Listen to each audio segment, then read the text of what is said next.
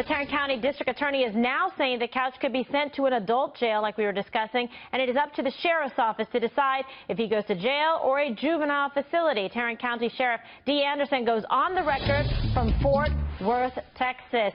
Good evening, Sheriff. So what else can you fill us in on this story? Very troubling, and as you know, drunk driving, a very serious offense. I'm a former prosecutor and unfortunately had to prosecute many of those cases where lives were lost. Yeah, and it was not just a simple drunk driving. It was a terrible accident. 4 innocent lives were taken. He was 3 times over the legal limit of alcohol. It was just an absolute horrific crime scene. Just an awful crime, and someone that never showed 1 ounce of remorse, not any regret for what he'd done, and obviously still hasn't learned his lesson. The first sign of trouble, he takes off, and his mother, who's protected him his whole life, they take off and leave the country. So obviously rehabilitation is not happening. Okay, so what are the next steps? Well, our next step is we'll all breathe a little easier when we get them both back on American soil. They're still in Mexico tonight. We're hoping to get them back soon, and then we will start the judicial process. Ethan is still under Texas law, under the juvenile system, even though he's now 18. So we will have to take him back to the juvenile detention center, and the juvenile judge will then hold the detention hearing, and he can then mandate him into the actual adult jail, which is what we're hoping will happen. Okay, so there'll be some kind of fitness hearing or adjudication that'll go forward, that the judge will make the decision, but supplied with reports, I guess, from yourself and from the probation officers, with a fact-finding as to exactly what transpired, and then a determination will be made, in fact, as to whether or not he should go to one of those, youth authorities or to an adult prison facility. I mean, that's serious business. It is, and I fully believe that he needs a taste of real jail, of the adult system, and let him see what he's facing. He's avoided it up till now, and we certainly hope that he gets a taste of the real adult judicial system, though I'm still skeptical that anything will cause him to rehabilitate. I've never seen anyone with lack of conscience, lack of guilt like he has. That's terrible. We'll see if he gets scared straight this time around, because there are going to be very severe consequences. And the last thing you want is more lives lost by someone who is showing any kind of tendency to be a criminal recidivist and reoffend. Sheriff, thank you so much for joining us tonight. My pleasure. All right, well, let's bring in the on-the-record legal panel. Former homicide detective and criminal defense attorney Ted Williams and former prosecutor Katie Fang. We are reunited this evening. And Ted, I'm going to begin with you. This is serious case. Drunk drivers take lives, and in this case, this young man took 4, and then was worried about a probation violation and fled. Well, you see, the thing that we have, then, this is the sad commentary about it, is while it is so serious, 4 people lost their lives, a judge decided this affluenza. I wonder what happens with porfluenza.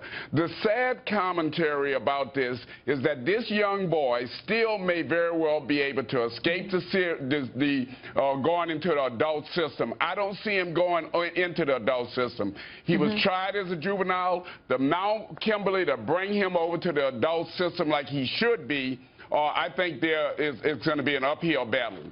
Yeah, they're certainly going to have to make a compelling case in front of a judge. The problem is when people try to cover up, fleeing, etc., was far worse, Katie, than if he had just gone into the probation officer, even if he tested dirty. Now his mom's even looking at jail time.